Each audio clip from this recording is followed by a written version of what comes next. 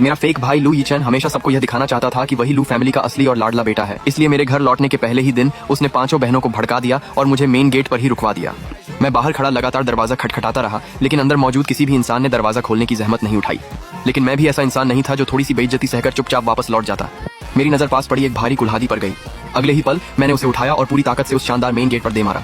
CCTV के जरिए ये सब देख रहे लू फैमिली के लोग सदमे में रह गए। उन्हें यकीन ही नहीं हो रहा था कि मैं आते ही ऐसा हंगामा खड़ा कर दूंगा। अगले ही पल मैं टूटे हुए दरवाजे से अंदर दाखिल हुआ। मेरे कंधे पर कुल्हाड़ी रखी हुई थी और चेहरे पर एक ठंडी खौफनाक मुस्कान थी। मुझे इस हालत में देखकर लू यीचेन और उसकी पांचों बहनें अनजाने में एक दूसरे के पीछे छिपने लगी। सबसे पहले बड़ी बहन लू वांगशिंग गुस्से से आगे बढ़ी। तुम्हारी हिम्मत कैसे हुई? इस दरवाजे की कीमत 80 लाख है। क्या तुम्हारे जैसे गंवार की हैसियत है इसे चुकाने की?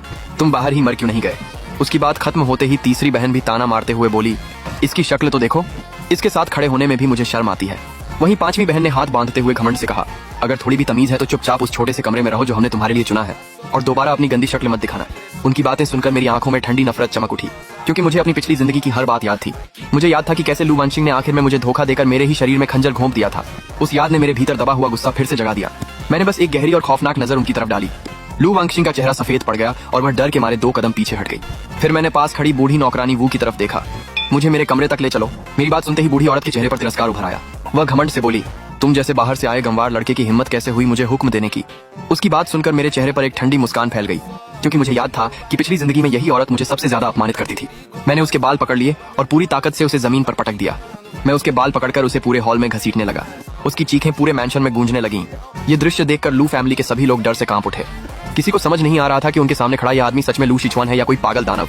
दूसरी तरफ लू यीचेन अपनी मुट्ठियां भींचे खड़ा था। मैं बूढ़ी नौकरानी को घसीटते हुए सीढ़ियों की तरफ बढ़ा और उसे ऊपर ले जाने लगा। अब तक उसका सारा घमंड टूट चुका था। वह रोते हुए गिड़गिड़ाने लगी, छोटे मालिक, मुझे माफ कर दीजिए, कृपया मुझे छोड़ दीजिए, मैं आपको आपका कमरा दिखाती हूँ। कुछ ही देर में मैं दूसरी मंजिल पर पहुंच गया। पीछे पीछे लू यीचेन और पांचों बहनें भी डर के मारे ऊपर भागते हुए आ गए। लेकिन जैसे ही उन्होंने देखा कि मैं कहाँ रुका हूँ, उन सबके चेहरों का रंग उड़ गया, क्योंकि मैं सीधे लू यीचेन के शानदार बेडरूम के सामने खड़ा था। ये देखकर लू वांगशिंग घबराकर चिल्लाई, लू शिचुआन, अगर तुमने इस दरवाजे को छुआ भी तो हम तुम्हें इस घर से निकाल बाहर करेंगे। लेकिन उनकी धमकी सुनकर मैं सिर्फ मुस्कुराया। फिर मैंने एक जोरदार लात मारी। धड़ाम, पूरा दरवाजा टूटकर अंदर जा गिरा। धूल का गुबार पूरे कमरे में फैल गया। मैं टूटे हुए दरवाजे के ऊपर पैर रखते हुए अंदर दाखिल हुआ। पीछे वह बूढ़ी नौकरानी अधमरी हालत में जमीन पर पड़ी हुई थी। मैंने उसे कचरे की तरह एक तरफ धकेल दिया, फिर आराम से कमरे का निरीक्षण करने लगा। यह कमरा बेहद शानदार था। बाहर खड़ा लू यीचेन गहरी सांस लेने लगा। उसने अपने चेहरे पर मजबूरी और दुख का भाव लाया। फिर बड़ी बहन का हाथ पकड़कर धीरे से बोला, छोड़ो बहन, भाई ने बाहर बहुत दुख झेले हैं। सच तो यह है कि इस घर के असली बड़े मालिक वही हैं। उसकी आवाज में नम्रता थी, लेकिन मैं अच्छी तरह जानता था उसके दिल में इस वक्त सिर्फ नफरत, ईर्ष्या और एक नई साजिश जन्म ले रही थी।